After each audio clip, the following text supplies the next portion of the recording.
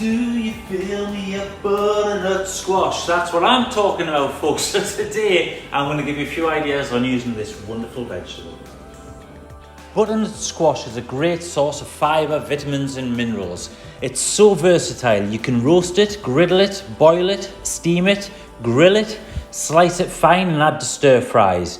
Try using your squash in soups, risottos, curries, salads, on top of hot pots, in stews, casseroles, chilies and pies.